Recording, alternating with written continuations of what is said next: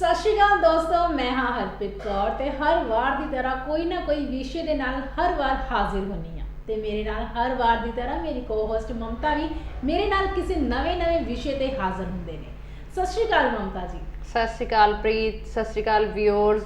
ਪ੍ਰੀਤ, ਤੁਹਾਡੀ ਗੱਲ ਨੂੰ ਵਿੱਚ ਹੀ ਮੈਂ ਛੱਡ ਕੇ, ਵੈਸੇ ਤੁਸੀਂ ਆਪਣੇ ਦਰਸ਼ਕਾਂ ਨਾਲ ਹਮੇਸ਼ਾ ਰੂਬਰੂ ਕਰਦੇ ਹੋ ਵੀ ਅਸੀਂ ਕੀ ਟੌਪਿਕ ਸ਼ੁਰੂ ਕਰ ਰਹੇ ਹਾਂ, ਪਰ ਅੱਜ ਮੇਰਾ ਦਿਲ ਕਰ ਰਿਹਾ ਸੀਗਾ ਕਿ ਮੈਂ ਥੋੜੀ ਜਿਹੀ ਸਟਾਰਟਿੰਗ ਕਰਾਂ। ਅਸੀਂ ਆਪਣੇ ਵਿਊਅਰਸ ਵਾਸਤੇ ਹਮੇਸ਼ਾ ਸਾਡੀ ਕੋਸ਼ਿਸ਼ ਹੁੰਦੀ ਹੈ ਕਿ ਅਸੀਂ ਉਹਨਾਂ ਵਾਸਤੇ ਪੰਜਾਬ ਦਾ ਜਾਂ ਉਹਨਾਂ ਦੇ ਪਿਆਰੇ ਦੇਸ਼ ਭਾਰਤ ਦਾ ਕੋਈ ਨਾ ਕੋਈ ਨਵਾਂ ਰੰਗ ਜਿਹੜਾ ਹੈਗਾ ਵੀ ਇੱਥੇ ਕਿਹੜੀਆਂ ਰਾਜਨੀਤਿਕ ਹਲਚਲ ਹੋ ਰਹੀਆਂ ਨੇ, ਕੀ ਹੋ ਰਿਹਾ, ਕਿਉਂਕਿ ਜਿਹੜੇ ਸਾਡੇ ਪੰਜਾਬੀ ਬਾਹਰ ਬੈਠੇ ਆ ਉਹਨੂੰ ਬਹੁਤ ਉਤਸੁਕਤਾ ਹੁੰਦੀ ਹੈ ਉੱਥੇ ਵੀ ਹਾਂ ਵੀ ਉਹਨਾਂ ਦੇ ਦੇਸ਼ ਵਿੱਚ ਕੀ ਚੱਲ ਰਿਹਾ, ਉਹਨਾਂ ਦੇ ਪਿਆਰੇ ਰਾਜ ਵਿੱਚ ਕੀ ਚੱਲ ਰਿਹਾ ਹੈਗਾ।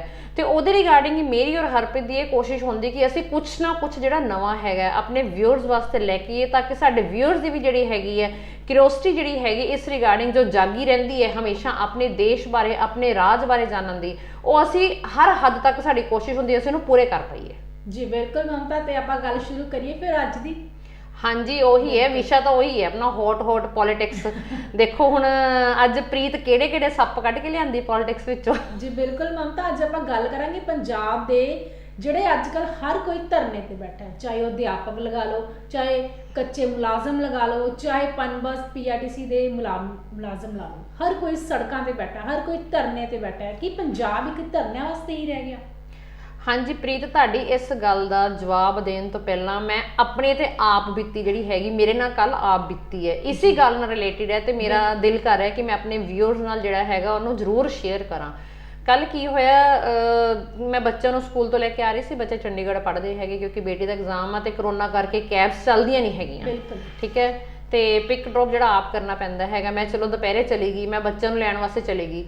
ਬੱਚੇ ਨੂੰ ਲੈ ਕੇ ਜਦੋਂ ਮੈਂ ਵਾਪਸ ਆ ਰਹੀ ਸੀਗੀ ਨਾ, ਜਿਹੜਾ ਚੰਡੀਗੜ੍ਹ ਤੇ ਮੋਹਾਲੀ ਦਾ ਬਾਰਡਰ ਹੈਗਾ, ਉੱਥੇ ਬਾਰਡਰ ਦੇ ਕੋਲ ਜਦੋਂ ਮੈਂ ਪਹੁੰਚੀ ਹਾਂ ਤਾਂ ਉੱਥੇ ਕਾਫੀ ਪੁਲਿਸ ਤੈਨਾਤ ਸੀਗੀ ਔਰ ਪੁਲਿਸ ਨੇ ਬੁਲੇਟ ਪ੍ਰੂਫ ਜੈਕਟਾਂ ਪਾਈਆਂ ਹੋਈਆਂ ਸੀ, ਉਹਨਾਂ ਦੇ ਹੱਥ ਵਿੱਚ ਡੰਡੇ ਸੀ ਔਰ ਉਹਨਾਂ ਨੇ ਬੈਰੀਗੇਡਸ ਲਾਏ ਹੋਏ ਸੀ ਔਰ ਮਤਲਬ ਉਹ ਕਹਿ ਲਓ ਵੀ ਰਸਤਾ ਉਹਨਾਂ ਨੇ ਅੱਧਾ ਬਲੌਕ ਕੀਤਾ ਹੋਇਆ ਸੀਗਾ ਔਰ ਉਹ ਥੋੜੇ ਜਿਹਾ ਜਿਹੜਾ ਰਸਤਾ ਓਪਨ ਸੀ ਉੱਥੋਂ ਗੱਡੀਆਂ ਕੱਢ ਰਹੇ ਸੀ। ਮੈਨੂੰ ਥੋੜੀ ਜਿਹੀ ਉਤਸੁਕਤਾ ਹੋਈ ਵੀ ਮਤਲਬ ਇਹ ਕਿਉਂ ਹੋ ਰਿਹਾ, ਕਿਉਂਕਿ ਦੇਖੋ ਆਪਾਂ ਭਾਵੇਂ ਐਜ਼ ਏ ਮੀਡੀਆ ਪਰਸਨ ਲਾ ਲਈਏ, ਭਾਵੇਂ ਇੱਕ ਕਾਮਨ ਮੈਨ ਲਾ ਲਈਏ, ਜੇ ਸਾਡੇ ਸਰਾਊਂਡਿੰਗ ਕੁਛ ਹੋ ਰਿਹਾ ਤਾਂ ਸਾਨੂੰ ਹੁੰਦਾ ਹੈ ਵੀ ਸਾਨੂੰ ਪਤਾ ਹੋਵੇ ਵੀ ਸਾਡੇ ਸਰਾਊਂਡਿੰਗ ਕੀ ਹੋ ਰਿਹਾ। ਚਲੋ ਮੈਂ ਉਹ ਪੁਲਿਸਮੈਨ ਨੂੰ ਪੁੱਛਿਆ, ਮੈਂ ਕਿਹਾ ਸਰ ਇੱਥੇ ਕੀ ਹੋ ਰਿਹਾ। ਉਹ ਵਿਚਾਰਾ ਬਹੁਤ ਹੜਬੜਾਹਟ 'ਚ ਸੀਗਾ, ਸ਼ਾਇਦ ਉਹਨਾਂ ਦਾ ਇਹ ਟਾਰਗੇਟ ਸੀਗਾ ਕਿ ਮੈਕਸੀਮਮ ਜਿੰਨੀਆਂ ਗੱਡੀਆਂ ਉਹ ਕਢਵਾ ਸਕਦੇ ਹੈ ਵੀ ਉਹ ਕਢਵਾ ਦੇਣ। ਉਹਨੇ ਮੈਨੂੰ ਕਿਹਾ, ਕਹਿੰਦਾ ਮੈਡਮ ਕੁਛ ਨਹੀਂ ਹੋ ਰਿਹਾ। ਚਲੋ ਉਹਨੇ ਮੈਨੂੰ ਐਂ ਜਵਾਬ ਦਿੱਤਾ ਤੇ ਫਿਰ ਵੀ ਮੈਨੂੰ ਉਹਦਾ ਆਨਸਰ ਸੈਟਿਸਫੈਕਟਰੀ ਨਹੀਂ ਲੱਗਾ। ਐਜ਼ ਅ ਕਾਮਨ ਮੈਨ ਜਾਂ ਐਜ਼ ਅ ਮੀਡੀਆ ਪਰਸਨ ਮੈਂ ਫਿਰ ਦੁਬਾਰਾ ਇਸ ਚੀਜ਼ ਨੂੰ ਜਾਣਨ ਦੀ ਕੋਸ਼ਿਸ਼ ਕੀਤੀ ਵੀ ਕੀ ਹੋ ਰਿਹਾ। ਮੈਂ ਥੋੜੀ ਜਿਹੀ ਗੱਡੀ ਅੱਗੇ ਮੂਵ ਕੀਤੀ। ਮੈਂ ਗੱਡੀ ਅੱਗੇ ਮੂਵ ਕਰਨ ਤੋਂ ਬਾਅਦ ਮੈਂ ਨੈਕਸਟ ਪੁਲਿਸ ਪਰਸਨ ਨੂੰ ਕਿਹਾ, ਮੈਂ ਕਿਹਾ ਸਰ ਮੈਂ ਇੱਕ ਮੀਡੀਆ ਪਰਸਨ ਆ, ਮੈਨੂੰ ਐਟਲੀਸਟ ਤੁਸੀਂ ਥੋੜਾ ਜਿਹਾ ਦੱਸ ਦਿਓ ਵੀ ਕੀ ਹੋ ਰਿਹਾ ਹੈਗਾ। ਤਾਂ ਮੈਨੂੰ ਉਹਨਾਂ ਨੇ ਹੜਬੜਾਹਟ ਵਿੱਚ ਇੱਕ ਵਰਡ 'ਚ ਜਵਾਬ ਦਿੱਤਾ, ਰੈਲੀ ਆ ਰਹੀ ਹੈ। ਹੁਣ ਉਹ ਰੈਲੀ ਕਿੰਨਾ ਦੀ ਸੀਗੀ, ਉਹਨਾਂ ਕੋਲ ਇੰਨਾ ਕੁ ਮਤਲਬ ਕਹਿ ਲਓ ਡਿਕਟੇਟ ਕਰਨ ਦਾ ਸ਼ਾਇਦ ਸਮਾਂ ਨਹੀਂ ਸੀਗਾ, ਕਿਉਂਕਿ ਉਹ ਸਭ ਬਹੁਤ ਹੜਬੜਾਏ ਹੋਏ ਸੀ ਔਰ ਉਹਨਾਂ ਦਾ ਮੈਕਸਿਮਮ ਟਾਰਗੇਟ ਸੀਗਾ ਕਿ ਹਾਂ ਵੀ ਅਸੀਂ ਜਿੰਨੀਆਂ ਵੱਧ ਤੋਂ ਵੱਧ ਗੱਡੀਆਂ ਜਿਹੜੀਆਂ ਹੈਗੀਆਂ ਵੀ ਇਸ ਤੋਂ ਪਹਿਲਾਂ ਰੈਲੀ ਆਵੇ ਔਰ ਬੈਰੀਗੇਡ ਸਾਰੇ ਲਾ ਦਿੱਤੇ ਜਾਣ ਔਰ ਕੋਈ ਉੱਥੇ ਅਨਸੁਖਾਵੀ ਘਟਨਾ ਹੋ ਜਾਏ ਤਾਂ ਉਹਨਾਂ ਨੇ ਮਤਲਬ ਸਾਨੂੰ ਉੱਥੋਂ ਕੱਢਣ ਦੀ ਕੀਤੀ। ਔਰ ਮੇਰੇ ਕੋਲ ਵੀ ਕਿਉਂਕਿ ਬੱਚੇ ਸੀਗੇ ਤੇ ਮੇਰੀ ਪਹਿਲਾਂ ਜਿਹੜੀ ਜ਼ਿੰਮੇਵਾਰੀ ਸੀ ਬੱਚਿਆਂ ਪ੍ਰਤੀ ਸੀ ਕਿ ਬੱਚਿਆਂ ਨੂੰ ਸਿਕਿਉਰ ਉਸ ਮਾਹੌਲ ਤੋਂ ਬਾਹਰ ਕੱਢ ਕੇ ਮੈਂ ਘਰ ਪਹੁੰਚਾਵਾਂ। ਫਿਰ ਕਿਉਂਕਿ ਦੇਖੋ ਕੰਮ ਦੇ ਨਾਲ ਪਰਿਵਾਰ ਪ੍ਰਤੀ ਵੀ ਜ਼ਿੰਮੇਵਾਰੀ ਹੁੰਦੀ, ਬੱਚਿਆਂ ਪ੍ਰਤੀ, ਬੱਚੇ ਬਹੁਤ ਨਾਜ਼ੁਕ ਹੁੰਦੇ, ਕੱਲ ਨੂੰ ਕਿਸੇ ਰੈਲੀ ਵਿੱਚ ਬੱਚਿਆਂ ਦੇ ਕੁਝ ਅਨਸਖਾਵਾ ਹੋ ਜਾਏ ਤਾਂ ਫਿਰ ਅਸੀਂ ਕਿਹਨੂੰ ਜਵਾਬ ਦੇਣਾ ਹੈ ਨਾ।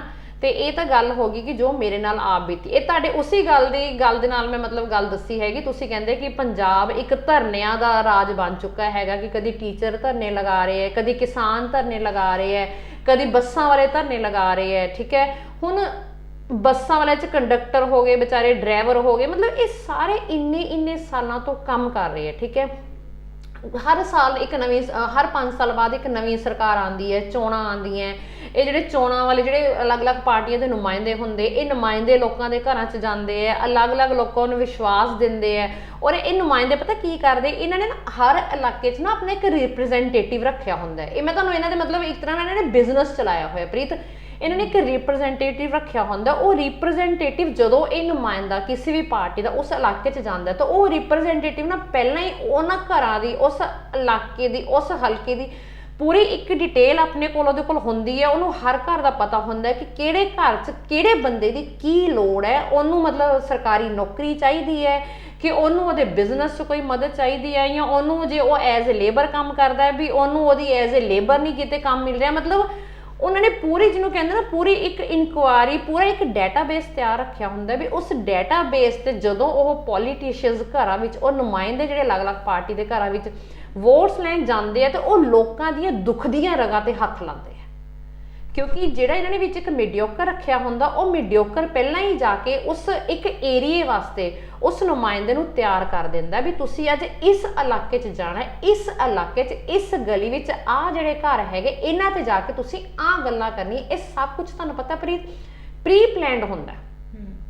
ਇਹ ਤਾਂ ਗੱਲ ਹੋ ਗਈ ਕਿ ਹਰ 5 ਸਾਲ ਬਾਅਦ, ਜਦੋਂ ਹੁਣ ਵੀ ਤੁਹਾਨੂੰ ਪਤਾ ਪੰਜਾਬ 'ਚ ਇਲੈਕਸ਼ਨ ਆਉਣ ਲੱਗੇ ਆ ਔਰ ਬੜੀ ਗਹਿਮਾ ਗਹਿਮੀ ਹੋ ਰਹੀ ਹੈ, ਬੜੇ ਗੱਠਜੋੜ ਹੋ ਰਹੇ, ਬੜੇ ਟੁੱਟ ਭੱਜ ਹੋ ਰਹੀਆਂ ਹੈਗੀਆਂ। ਮਤਲਬ ਕੋਈ ਪਾਰਟੀ ਕਿਸੇ ਵੱਲ ਮੂੰਹ ਕਰ ਰਹੀ ਹੈ, ਕੋਈ ਪਾਰਟੀ ਕਿਸੇ ਵੱਲ, ਮਤਲਬ ਸਭ ਨੇ ਇੱਕ ਤਰ੍ਹਾਂ ਨਾਲ ਮਤਲਬ ਫਿਲਮੀ ਦੁਨੀਆ ਬਣਾ ਰੱਖੀ ਹੈ ਵੀ ਟਿਕਟਾਂ ਵੇਚੀ ਜੋ ਤੇ ਮਤਲਬ ਵੋਟਾਂ ਹਾਸਲ ਕਰੀ ਜੋ। ਇਹ ਤਾਂ ਗੱਲ ਹੋ ਗਈ। ਹੁਣ ਜਿਹੜੀ ਆਪਾਂ ਗੱਲ ਕਰ ਰਹੇ ਧਰਨਿਆਂ ਦੀ, ਜਦੋਂ 5 ਸਾਲ ਬਾਅਦ ਕੋਈ ਨਵੀਂ ਪਾਰਟੀ ਆਉਂਦੀ ਹੈ, ਉਹ ਪਾਰਟੀ ਇਹਨਾਂ ਵਿਚਾਰੇ ਜਿੰਨੇ ਵੀ ਕੱਚੇ ਮੁਲਾਜ਼ਮ ਹੁੰਦੇ ਇਹਨਾਂ ਨੂੰ ਭਰੋਸੇ ਦਿੰਦੀ ਹੈ ਵੀ ਅਸੀਂ ਤੁਹਾਨੂੰ ਨੌਕਰੀਆਂ ਦੇਵਾਂਗੇ, ਅਸੀਂ ਤੁਹਾਨੂੰ ਪੱਕੇ ਕਰਾਂਗੇ, ਅਸੀਂ ਤੁਹਾਡਾ ਫਲਾਣਾ ਫਸਿਆ ਕੰਮ ਕਰਾਂਗੇ, ਅਸੀਂ ਧਮਕਾਣਾ।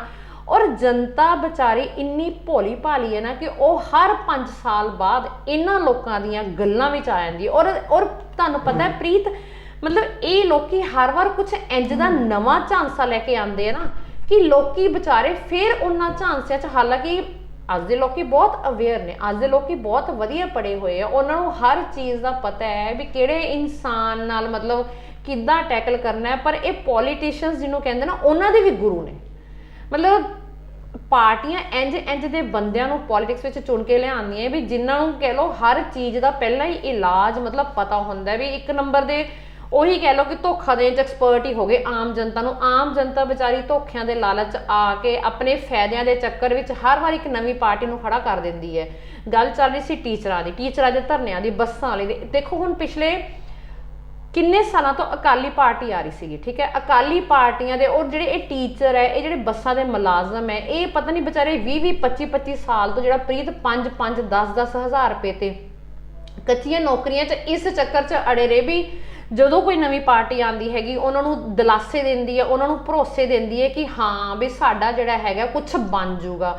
ਔਰ ਉਹ ਵਿਚਾਰੇ ਉਸ ਲਾਲਚ 'ਚ ਉਹਨਾਂ ਪਾਰਟੀਆਂ ਨੂੰ ਜਿਹੜਾ ਹੈਗਾ ਜਿੱਤ ਹਾਸਲ ਕਰਨ ਵਿੱਚ ਮਦਦ ਕਰਦੇ। ਪਰ ਜਦੋਂ ਉਹ ਸਾਲ ਨਿਕਲ ਜਾਂਦੇ ਆ, ਉਹ ਵਿਚਾਰੇ ਫਿਰ ਉੱਥੇ ਦੇ ਅੱਥੇ ਧਰੇ ਰਹਿ ਜਾਂਦੇ ਔਰ ਨਿਰਾਸ਼ ਹੋ ਜਾਂਦੇ। ਫਿਰ ਇੱਕ ਨਵੀਂ ਪਾਰਟੀ ਆਉਂਦੀ ਹੈ, ਫਿਰ ਉਹ ਇੱਕ ਨਵੀਂ ਪਾਰਟੀ, ਇੱਕ ਨਵਾਂ ਨੁਮਾਇੰਦਾ, ਮਤਲਬ ਇਹ ਇੱਕ ਚੱਕਰ ਚੱਲੀ ਜਾਂਦਾ।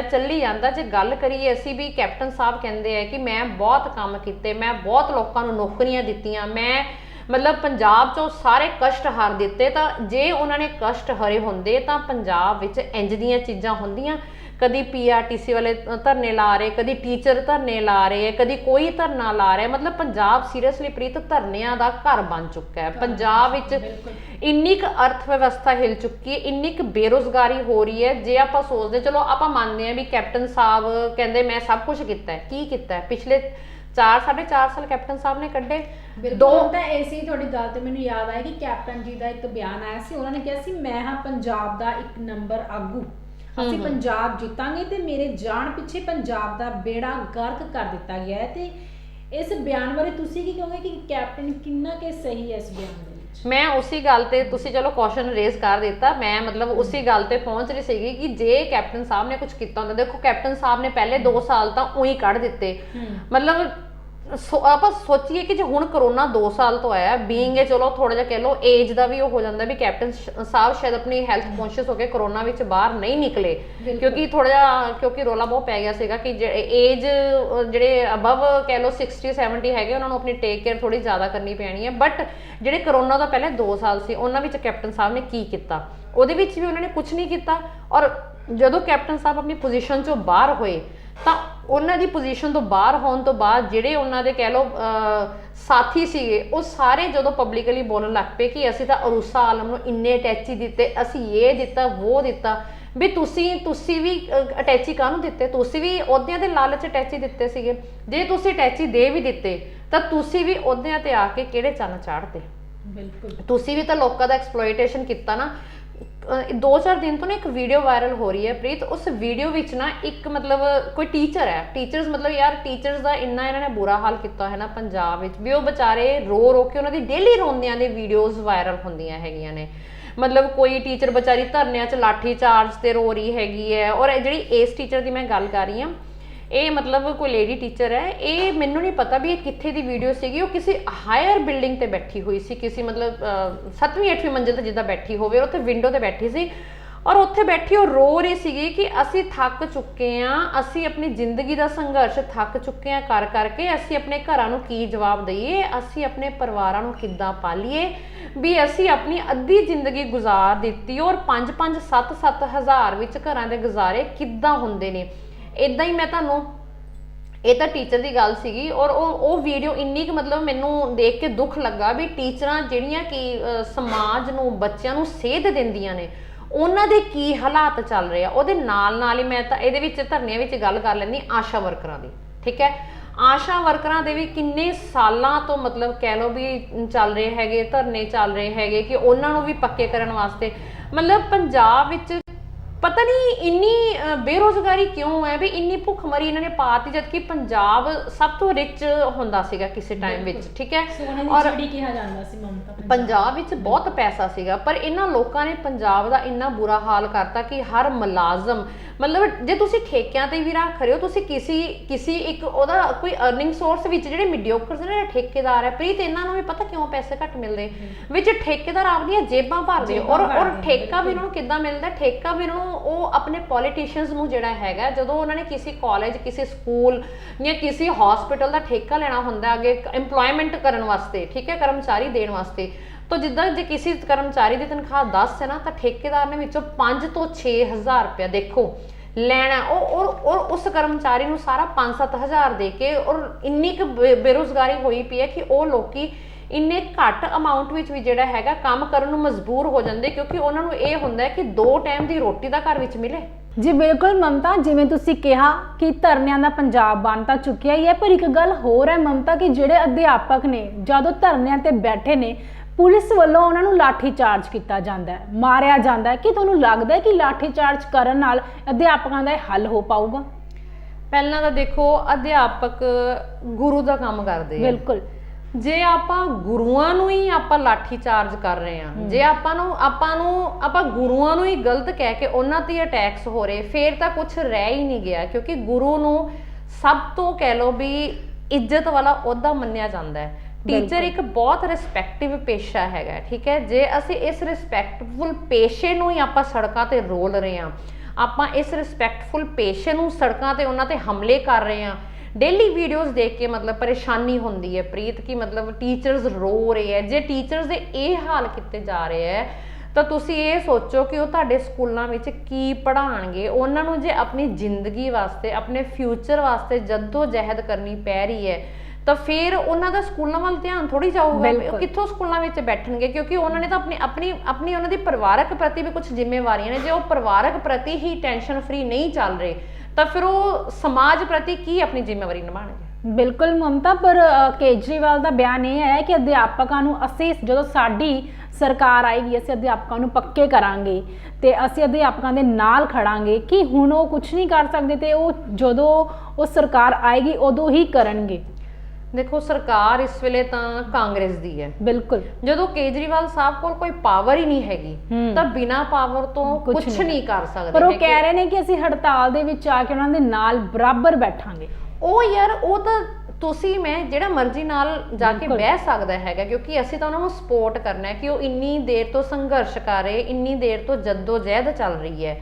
ਬਟ ਨਾਲ ਬੈਠ ਕੇ ਵੀ ਕੋਈ ਇਸ ਚੀਜ਼ ਦਾ ਸੋਲਿਊਸ਼ਨ ਨਹੀਂ। ਸੋਲਿਊਸ਼ਨ ਤਾਂ ਇਹ ਹੈ ਕਿ ਜੇ ਚਲੋ ਕੇਜਰੀਵਾਲ ਸਾਹਿਬ ਜਿਹੜਾ ਹੈਗਾ ਵੀ ਉਹ ਇਹਨਾਂ ਦੇ ਨਾਲ ਸੀਐਮ ਸਾਹਿਬ ਨਾਲ ਗੱਲ ਕਰਨ ਵੀ ਤੁਸੀਂ ਇਹਦਾ ਕੋਈ ਹੱਲ ਲੱਭੋ। ਜੇ ਗੱਲ ਕਰਕੇ ਵਿਸ਼ਾ ਸੁਧਰ ਸਕਦਾ ਹੈਗਾ ਤਾਂ ਇਹ ਤੋਂ ਕੋਈ ਚੰਗੀ ਗੱਲ ਹੈ ਨਹੀਂ। ਬਟ ਹੁਣ ਮੈਨੂੰ ਸਮਝ ਨਹੀਂ ਆ ਰਹੀ ਕਿਉਂਕਿ ਦੇਖੋ ਜਮਾ ਡੈਡ ਐਂਡ ਹੋ ਚੁੱਕਾ ਹੈਗਾ। ਚੰਨੀ ਸਾਹਿਬ ਦੀਆਂ ਪਾਵਰਾਂ ਵੀ ਜਿਹੜੀਆਂ ਹੈਗੀਆਂ ਬਹੁਤ ਛੇਤੀ ਜਾਣ ਵਾਲੀਆਂ ਔਰ ਅਧਿਆਪਕਾਂ ਨੇ ਵੀ ਜਿਹੜਾ ਹੈਗਾ ਸੰਘਰਸ਼ ਤਾਂ ਹੀ ਤੇਜ਼ ਕੀਤਾ ਹੋਇਆ ਹੈ ਕਿ ਜੇ ਇਸ ਵਾਰ ਕਿਉਂਕਿ ਸ਼ਾਇਦ ਉਹਨਾਂ ਨੂੰ ਨਾ ਚੰਨੀ ਸਾਹਿਬ ਤੋਂ ਕੁਝ ਉਮੀਦਾਂ ਨਜ਼ਰ ਆ ਰਹੀਆਂ ਵੀ ਉਹਨਾਂ ਨੂੰ ਲੱਗ ਰਿਹਾ ਕਿ ਚੰਨੀ ਸਾਹਿਬ ਜਿਹੜਾ ਹੈਗਾ ਐਜ਼ ਕੰਪੇਅਰ ਟੂ ਕੈਪਟਨ ਸਾਹਿਬ ਕੁਝ ਕਰਦੇ ਪਏ ਆ ਤੇ ਤਾਂ ਉਹਨਾਂ ਨੇ ਆਪਣੇ ਸੰਘਰਸ਼ ਤੇਜ਼ ਕਰ ਦਿੱਤੇ ਵੀ ਸ਼ਾਇਦ ਕੁਝ ਹੋ ਜੇ, ਸ਼ਾਇਦ ਉਹਨਾਂ ਨੂੰ ਕੁਝ ਜ਼ਿੰਦਗੀ ਵਿੱਚ ਪੋਜ਼ਿਟਿਵਿਟੀ ਕੁਝ ਮਿਲ ਜਾਏ, ਕੁਝ ਉਹਨਾਂ ਦੇ ਹਾਲਾਤ ਸੁਧਰ ਜਾਣ। ਬਟ ਹੁਣ ਇਹ ਸਮਾਂ ਦੇਖੋ ਦੱਸੂਗਾ, ਕਿਉਂਕਿ ਦੇਖੋ ਐਂਡ ਟਾਈਮ ਤੇ ਤਾਂ ਮੈਨੂੰ ਲੱਗਦਾ ਨਹੀਂ ਹੈਗਾ ਕਿ ਚੰਨੀ ਸਾਹਿਬ ਨੂੰ ਵੀ ਕੁਝ ਸਮਝ ਆਊਗਾ ਵੀ ਉਹ ਕੁਝ ਕਰ ਪਾਣ, ਕਿਉਂਕਿ ਇੰਨੇ 20 25 ਸਾਲ ਤੋਂ ਜਿਹੜੇ ਮੁਲਾਜ਼ਮ ਹੈਗੇ ਉਹ ਕੱਚੇ ਚੱਲਦੇ ਆ ਰਹੇ ਆ। ਤੇ ਪਤਾ ਨਹੀਂ ਕੀ ਰੀਜ਼ਨ ਹੈਗਾ ਕਿ ਪੰਜਾਬ ਵਿੱਚ ਨੌਕਰੀਆਂ ਜਿਹੜੀਆਂ ਹੈਗੀਆਂ ਮੁਲਾਜ਼ਮਾਂ ਨੂੰ ਪੱਕਾ ਨਹੀਂ ਕੀਤਾ ਜਾਂਦਾ ਹੈਗਾ, ਵੀ ਉਹਨਾਂ ਦਾ ਇੰਨਾ ਸ਼ੋਸ਼ਣ ਕਿਉਂ ਕੀਤਾ ਜਾ ਰਿਹਾ। ਜੀ ਬਿਲਕੁਲ ਮਮਤਾ, ਤੇ ਗੱਲ ਕਰਦੇ ਆਪਾਂ ਪੰਜਾਬ ਦੇ ਸਕੂਲ ਤੇ ਦਿੱਲੀ ਦੇ ਸਕੂਲ, ਇਹ ਦੋਨਾਂ ਦੇ ਵਿੱਚ ਬੜਾ ਕੰਪੇਅਰ ਕੀਤਾ ਜਾ ਰਿਹਾ ਕਿ ਪੰਜਾਬ ਦੇ ਸਕੂਲ ਨੇ ਜਿਹੜੇ ਉਹ ਬਿਲਕੁਲ ਹੀ ਬੇਕਾਰ ਨੇ, ਉਹਨਾਂ ਦੀ ਬਿਲਕੁਲ ਵੀ ਕੇਅਰ ਨਹੀਂ ਕੀਤੀ ਜਾਂਦੀ। ਜਿਹੜੇ ਦਿੱਲੀ ਦੇ ਸਕੂਲ ਨੇ ਉਹਨਾਂ ਨੂੰ ਬਹੁਤ ਵਧੀਆ ਕੇਜਰੀਵਾਲ ਦੀ ਸਰਕਾਰ ਨੇ ਵਧੀਆ ਬਣਾ ਦਿੱਤਾ ਗਿਆ। ਹਾਂਜੀ, ਇਸ ਬਾਰੇ ਮੈਂ ਵੀ ਬਹੁਤ ਸੁਣਿਆ ਹੈਗਾ। ਦੇਖੋ ਪੰਜਾਬ ਦਾ ਤਾਂ ਫੇਰ ਤੁਹਾਡੀ ਪੰਜਾਬ ਦੇ ਸਕੂਲਾਂ ਤੋਂ ਗੱਲ ਚੱਲਦੀ ਮੈਂ ਆਪਣੇ ਮੋਹਾਲੀ ਜ਼ਿਲ੍ਹੇ ਦੇ ਇੱਕ ਸਕੂਲ ਦੀ ਗੱਲ ਕਰਦੀ ਹਾਂ, ਠੀਕ ਹੈ। ਮਤਲਬ ਮੈਨੂੰ ਹੁਣ ਮੋਹਾਲੀ ਰਹਿੰਦਿਆਂ ਹੋਇਆਂ ਹੋ ਗਏ ਜੀ 40 ਸਾਲ ਹੋ ਚੁੱਕੇ ਹੈ, ਠੀਕ ਹੈ। ਮੇਰਾ ਬਚਪਨ ਸਾਰਾ ਮੋਹਾਲੀ ਚ ਗੁਜ਼ਰਿਆ ਤੇ ਮੈਨੂੰ ਯਾਦ ਹੈ ਉਦੋਂ ਸਾਡੇ ਮੋਹਾਲੀ ਵਿੱਚ ਨਾ ਨੌਫੇਸ ਵਿੱਚ ਸਕੂਲ ਨਹੀਂ ਹੁੰਦਾ ਸੀਗਾ ਤੇ ਬਹੁਤ ਪਰੇਸ਼ਾਨੀ ਆਉਂਦੀ ਸੀਗੀ। ਜਿਹੜੇ ਵਿਚਾਰੀ ਪੂਅਰ ਫੈਮਿਲੀ ਸੀਗੀਆਂ ਵੀ ਕਿੱਦਾਂ ਕਰੀਏ ਕਿੱਦਾਂ ਨਾ ਕਰੀਏ ਜੀ। ਤੇ ਮਤਲਬ ਮੇਰੀ ਤਾਂ ਸੁਣੀ ਸੁਣਾਈ ਗੱਲ ਹੈ, ਮੇਰਾ ਖੈਰ ਉਸ ਗੱਲ ਵਿੱਚ ਕੋਈ ਪਾਰਟਿਸਿਪੇਸ਼ਨ ਨਹੀਂ, ਜੋ ਘਰ ਦੇ ਵੱਡੇ ਕਹਿੰਦੇ ਮੈਂ ਸਿਰਫ ਉਹ ਚੀਜ਼ ਤੁਹਾਨੂੰ ਦੱਸਣ ਲੱਗੀ ਆ। ਮਤਲਬ ਮੈਨੂੰ ਯਾਦ ਹੈ ਜਿਹੜੀ ਸਾਡੀ ਉੱਥੇ ਮੰਦਿਰ ਗੁਰਦੁਆਰੇ ਦੇ ਪ੍ਰਧਾਨ ਹੁੰਦੇ ਸੀਗੇ, ਉਹਨਾਂ ਸਭ ਨੇ ਰਲ ਕੇ ਇੱਕ ਸਲਾਹ ਕੀਤੀ ਕਿ ਮੋਹਾਲੀ ਵਿੱਚ ਇੱਕ ਸਰਕਾਰੀ ਸਕੂਲ ਹੋਣਾ ਚਾਹੀਦਾ ਹੈ। ਤਾਂ ਉਹਨਾਂ ਨੇ ਰਲ ਕੇ ਆਈ ਡੋਂਟ ਨੋ ਸਰਕਾਰ ਤੋਂ ਅਪਰੂਵਲ ਲਿੱਤੀ, ਕਿਉਂਕਿ ਮੈਂ ਡਿਟੇਲ ਵਿੱਚ ਕਦੀ ਘਰ ਦੇ ਉਹ ਤੋਂ ਪੁੱਛਿਆ ਨਹੀਂ ਹੈ, ਮੈਨੂੰ ਸਿਰਫ 2-3 ਲਾਈਨਾਂ 'ਚ ਇਹਦੇ ਬਾਰੇ ਪਤਾ ਹੈਗਾ। ਤੇ ਵੀ ਮੰਦਿਰ ਤੇ ਗੁਰਦੁਆਰਾ ਸਾਹਿਬ ਨੇ ਰਲ ਕੇ 9 ਫੇਸ ਘਰਾਂ ਤੋਂ ਗ੍ਰਾਹੀ ਕੀਤੀ ਔਰ ਘਰਾਂ ਤੋਂ ਗ੍ਰਾਹੀ ਕਰਕੇ ਇੱਕ ਕਮਰੇ ਦਾ ਸਕੂਲ ਪਾਇਆ। ਬਿਲਕੁਲ ਤੁਸੀਂ ਦੇਖੋ ਉਸ ਸਕੂਲ ਨੂੰ 30 ਤੋਂ 40 ਸਾਲ ਹੋ ਗਏ ਹੋਣੇ, ਕਿਉਂਕਿ ਖੈਰ ਮੈਂ ਉਸ ਸਕੂਲ 'ਚ ਸਟੱਡੀ ਨਹੀਂ ਕੀਤੀ, ਪਰ ਮੈਂ ਉਹਨੂੰ ਬਚਪਨ ਤੋਂ ਬਣਦਿਆਂ ਦੇਖਿਆ ਹੈਗਾ, ਮੈਂ ਉਹਨੂੰ ਇੱਕ ਕਮਰੇ ਤੋਂ ਬਣਦਿਆਂ ਵੇਖਿਆ। ਦੇਖੋ 30 ਤੋਂ 40 ਸਾਲ ਹੋ ਗਏ ਔਰ ਉਸ ਸਕੂਲ ਦੀ ਹਾਲਤ ਪ੍ਰੀਤ ਹਾਲੇ ਤੱਕ ਨਹੀਂ ਸੁਧਰੀ। ਹਜੇ ਤੱਕ ਉਸ ਸਕੂਲ ਨੂੰ ਮਤਲਬ ਲੋਕੀ ਲਗਾ ਲਓ ਜਾਂ ਕੋਈ ਪ੍ਰਧਾਨ ਲਾ ਲਓ ਜਾਂ ਕੋਈ ਵੀ ਹੈਗਾ ਥੋੜਾ ਬਹੁਤ ਆਪਣੇ ਪਰਸਨਲ ਲੈਵਲ ਤੇ ਵੀ ਫੰਡ ਰਿਲੀਜ਼ ਕਰਕੇ, ਔਰ ਬੱਚੇ ਹਾਲੇ ਤੱਕ ਉੱਥੇ ਥੱਲੇ ਬਹਿੰਦੇ ਆ। ਬਿਲਕੁਲ ਹੁਣ ਸ਼ਾਇਦ ਸਾਲ ਡੇਢ ਤੋਂ ਮੈਨੂੰ ਲੱਗਦਾ ਵੀ ਉਹਦੇ ਉਸ ਸਕੂਲ ਦਾ ਜਿਹੜਾ ਮੈਂ ਥੋੜੀ ਜਿਹੀ ਕਾਇਆ ਕਲਪ ਦੇਖੀ ਹੈ ਵੀ ਪੇਂਟ ਪੂੰਟ ਜਾਂ ਕੁਛ ਰੰਗਾਂ ਸੋਹਣੀਆਂ ਬਣ ਗਈਆਂ, ਵੀ ਉਹਦੇ ਵਿੱਚ ਵੀ ਪਤਾ ਨਹੀਂ ਸ਼ਾਇਦ ਸਰਵ ਸਿੱਖਿਆ ਅਭਿਆਨ ਨੇ ਕੁਛ ਫੰਡ ਰਿਲੀਜ਼ ਕੀਤੇ ਹੋਣਗੇ ਵੀ ਸਕੂਲ ਦੀ ਥੋੜੀ ਜਿਹੀ, ਨਹੀਂ ਤਾਂ ਮੈਂ ਸਾਲ ਪਹਿਲਾਂ ਤਾਂ ਇਹੀ ਦੇਖ ਰਹੀ ਸੀਗੀ। ਖੈਰ ਹੁਣ ਮੇਰਾ ਉਧਰੋਂ ਨਿਕਲਣਾ ਨਹੀਂ ਹੋਇਆ ਹੈਗਾ ਵੀ ਬੱਚੇ ਥੱਲੇ ਟਾਟ ਤੇ, ਔਰ ਮੈਂ ਬੱਚਿਆਂ ਕੋਲ ਹੁਣ ਵੀ ਫੱਟੀਆਂ ਦੇਖੀਆਂ ਲਿਖਣ ਵਾਸਤੇ ਪ੍ਰੀਤ। ਮਤਲਬ ਇਹ ਹਾਲਾਤ ਨੇ। ਔਰ ਉਧਰੋਂ ਅਸੀਂ ਜੇ ਦਿੱਲੀ ਦਾ ਕੰਪੈਰੀਜ਼ਨ ਕਰੀਏ, ਦਿੱਲੀ ਦਾ ਕੰਪੈਰੀਜ਼ਨ ਵਿੱਚ ਦਿੱਲੀ ਦਾ ਅਸੀਂ ਬਹੁਤ ਸੁਣਿਆ ਹੈਗਾ ਕਿ ਕੇਜਰੀਵਾਲ ਸਾਹਿਬ ਨੇ ਦਿੱਲੀ ਵਿੱਚ ਜਿਹੜੇ ਸਕੂਲ ਸਮਾਰਟ ਬਣਾ ਦਿੱਤੇ ਹੈਗੇ। ਇਹਦੇ ਵਿੱਚ ਸਿਸੋਦੀਆ ਜੀ ਦਾ ਬਹੁਤ ਉਹਨਾਂ ਨਾਲ ਜਿਹੜਾ ਯੋਗਦਾਨ ਹੈ ਉਹ ਬਰਾਬਰ ਪੈਰ ਨਾਲ ਪੈਰ ਲਾ ਕੇ ਚੱਲ ਰਹੇ ਹੈਗੇ। ਤੇ ਇਸੀ ਦੇ ਜਿਹੜਾ ਮਤਲਬ ਕਹਿ ਲਓ ਕਿ ਜਦੋਂ ਸਿਸੋਦੀਆ ਸਾਹਿਬ ਨੂੰ ਉਹਨਾਂ ਨੇ ਚੰਨੀ ਸਾਹਿਬ ਨੇ ਦੱਸਿਆ ਕਿ ਸਾਡੇ ਪੰਜਾਬ ਦੇ ਸਕੂਲ ਬਹੁਤ ਅਪਗ੍ਰੇਡਡ ਹੋ ਚੁੱਕੇ ਆ, ਤਾਂ ਉਹਨਾਂ ਨੇ ਸੋਚਿਆ ਕਿ ਚਲੋ ਪੰਜਾਬ ਦੇ ਸਕੂਲਾਂ ਦਾ ਵੀ ਮੁਆਇਨਾ ਕੀਤਾ ਜਾਵੇ, ਵੀ ਜੇ ਅਸੀਂ ਸੋਚ ਰਹੇ ਹਾਂ ਵੀ ਅਸੀਂ ਦਿੱਲੀ ਨੂੰ ਕੁਝ ਵਧੀਆ ਕਰ ਦਿੱਤਾ ਤਾਂ ਚਲੋ ਪੰਜਾਬ 'ਚ ਦੇਖੀਏ ਕਿ ਪੰਜਾਬ 'ਚ ਹੋਰ ਕੀ ਵਧੀਆ ਹੈਗਾ ਦਿੱਲੀ ਦੇ ਸਕੂਲਾਂ ਤੋਂ। ਜਦੋਂ ਉਹਨਾਂ ਨੇ ਪੰਜਾਬ ਦੇ ਉਹਨਾਂ ਨੇ ਚੰਨੀ ਸਾਹਿਬ ਦੇ ਜਿਹੜੇ ਹਲਕੇ ਦਾ ਸਕੂਲ ਸੀਗਾ ਉਹਦਾ ਹੀ ਮੁਆਇਨਾ ਕੀਤਾ, ਔਰ ਉੱਥੇ ਉਹੀ ਜਿੱਦਾਂ ਮੈਂ ਤੁਹਾਨੂੰ ਦੱਸਿਆ ਟਾਟ, ਗੰਦੀਆਂ ਟਾਇਲਟਾਂ, ਟੁੱਟੀਆਂ ਟਾਇਲਟਾਂ, ਕੋਈ ਪ੍ਰੋਪਰ ਪੱਖੇ ਨਹੀਂ, ਕੋਈ ਸੈਨੀਟੇਸ਼ਨ ਨਹੀਂ, ਕੋਈ ਕੁਛ ਨਹੀਂ, ਮਤਲਬ ਪੂਰੇ ਹਾਲਾਤ ਬੱਤਰ ਸੀਗੇ। ਔਰ ਮੈਂ ਤੁਹਾਨੂੰ ਦੱਸਾਂ ਪੰਜਾਬ ਦੇ ਸਕੂਲਾਂ ਦਾ ਤਾਂ ਇਹ ਹਾਲ ਹੈ ਕਿ ਬੱਚੇ ਉੱਥੇ ਮੇਰੇ ਖੁਦ ਸੁਣੀਆਂ ਅੱਖਾਂ ਦੇਖੀਆਂ ਕੰਮਾਂ ਨੇ ਕਿ ਮਤਲਬ ਗੱਲਾਂ ਨੇ ਕਿ ਬੱਚੇ ਨਾ ਬੱਚਿਆਂ ਨੂੰ ਟੀਚਰਾਂ ਦੁਕਾਨਾਂ ਤੇ ਭੇਜ ਰਹੀਆਂ ਹੁੰਦੀਆਂ, ਕੋਈ ਸਿਰ ਘਟਾ ਰਿਹਾ ਹੁੰਦਾ, ਕੋਈ ਜਾਓ ਸਮੋਸੇ ਲੈ ਆਓ, ਜਾਓ ਤੁਸੀਂ ਚਾਹ ਬਣਾ ਦਿਓ, ਜਾਓ ਆਪਦੇ ਘਰੋਂ ਆਪਣੀ ਮੰਮੀ ਤੋਂ ਫਲਾਣੀ ਚੀਜ਼ ਬਣਵਾ ਲਿਆਓ ਟਮਕਾਣੀ। ਕੋਈ ਬੱਚਿਆਂ ਦੀ ਗਰੰਟੀ ਨਾਮ ਦੀ ਚੀਜ਼ ਨਹੀਂ ਹੈ, ਕੋਈ ਕੁਛ ਨਹੀਂ। ਔਰ ਟੀਚਰਾਂ ਸਵੈਟਰਾਂ ਬੁਣ ਰਹੀਆਂ ਹੁੰਦੀਆਂ। ਔਰ ਇਹ ਸ਼ਾਇਦ ਹੋ ਸਕਦਾ ਕਿ ਸਾਡੇ ਸ਼ਹਿਰਾਂ ਵਿੱਚ ਥੋੜਾ ਜਿਹਾ ਕੁਝ ਠੀਕ, ਪਰ ਮੈਂ ਤੁਹਾਨੂੰ ਗੱਲ ਦੱਸ ਰਹੀ ਬਾਰਡਰਸ ਏਰੀਆ ਵਿੱਚ ਇੰਨਾ ਬੁਰਾ ਹਾਲ ਹੈ। ਮੈਂ ਖੁਦ ਮਤਲਬ ਉਹ ਚੀਜ਼ ਦੇਖੀ ਹੋਈ ਹੈ। ਹੁਣ ਇਹਦੇ ਵਿੱਚ ਇਹ ਨਹੀਂ ਪਤਾ ਕਿ ਇਹਦੇ ਵਿੱਚ ਦੇਖੋ ਇਹਦੇ 'ਚ ਕਿਤੇ ਨਾ ਕਿਤੇ ਸ਼ਾਇਦ ਸਰਕਾਰ ਦੀਆਂ ਵੀ ਅਣਗਹਿਲੀਆਂ ਹੈਗੀਆਂ, ਕਿਉਂਕਿ ਜੇ ਉਹ ਟੀਚਰਸ ਨੂੰ ਪ੍ਰੋਪਰ ਉਹ ਹੀ ਨਹੀਂ ਦੇ ਰਹੇ ਹੈਗੇ, ਰਿਟਰਨ ਨਹੀਂ ਦੇ ਰਹੇ, ਤਾਂ ਜੇ ਅਗਲਿਆਂ ਨੂੰ ਰਿਟਰਨ ਨਹੀਂ ਮਿਲ ਰਹੀ ਤਾਂ ਅਗਲੇ ਕਿੱਦਾਂ ਇੰਟਰਸਟ ਲੈ ਕੇ ਪੜ੍ਹਾਉਣਗੇ? ਕਿਉਂਕਿ ਜੇ ਕੋਈ ਆਪਣੀ ਪੂਰੀ ਵਾਹ ਲਾ ਰਿਹਾ ਹੈ ਜਾਂ ਲਾਣਾ ਚਾਹੁੰਦਾ ਹੈ ਤਾਂ ਉਹ ਬਦਲੇ ਵਿੱਚ ਜਿਹੜਾ ਹੈਗਾ ਕੁਝ ਚਾਹੁੰਦਾ। ਇਹ ਤਾਂ give and take the rule ਹੈ ਬਿਲਕੁਲ ਕਿ ਮਮਤਾ, ਜਿਵੇਂ ਅਧਿਆਪਕ ਤਾਂ ਖੁਦ ਧਰਨਿਆਂ ਤੇ ਬੈਠੇ ਨੇ, ਉਹ ਬੱਚਿਆਂ ਨੂੰ ਕੀ ਪੜ੍ਹਾਉਣ। ਹਾਂ, ਮੈਂ ਉਹੀ ਕਹਿ ਰਹੀ, ਇਹ give and take the rule ਹੈ। ਜੇ ਸਰਕਾਰ ਚਾਹੁੰਦੀ ਹੈ ਕਿ ਉਹਨਾਂ ਦੀ ਨਵੀਂ ਪਨੀਰੀ ਬਹੁਤ ਵਧੀਆ ਬਣੇ, ਉਹਨਾਂ ਦੀ ਨਵੀਂ ਪਨੀਰੀ ਵਧੇ ਫੁੱਲੇ ਐਜ਼ ਕੰਪੇਅਰ ਟੂ ਹੋਰ ਸਟੇਟਾਂ 'ਚ ਪੰਜਾਬ ਦੇ ਬੱਚੇ ਹੋਰ ਅੱਗੇ ਵਧਣ, ਤਾਂ ਉਹਨਾਂ ਨੂੰ ਟੀਚਰਾਂ ਬਾਰੇ ਵੀ ਸੋਚਣਾ ਪਊਗਾ। ਇਹ ਨਹੀਂ ਕਿ ਟੀਚਰ ਆਪਣੇ ਘਰੋਂ ਪਰੇਸ਼ਾਨ ਹੈ, ਜਿਹੜਾ ਇਨਸਾਨ ਘਰੋਂ ਪਰੇਸ਼ਾਨ ਹੈ ਉਹ ਆ ਕੇ ਤੁਹਾਡੇ ਬੱਚਿਆਂ ਨੂੰ, ਤੁਹਾਡੀ ਪਨੀਰੀ ਨੂੰ ਕੀ ਵਿੱਦਿਆ ਦਊਗਾ। ਬਟ ਸੀਰੀਅਸਲੀ ਹੁਣ ਇਹਦੇ ਵਿੱਚ ਮੈਂ ਟੀਚਰਸ ਦੀ ਨਿਖੇਧੀ ਨਹੀਂ ਕਰ ਰਹੀ ਹੈਗੀ, ਬਟ ਸ਼ਾਇਦ ਕੁਝ ਸਰਕਾਰ ਪੱਖੋਂ ਬਹੁਤ ਕੁਝ ਅਣਗਹਿਲੀਆਂ ਨੇ ਵੀ ਪਤਾ ਨਹੀਂ।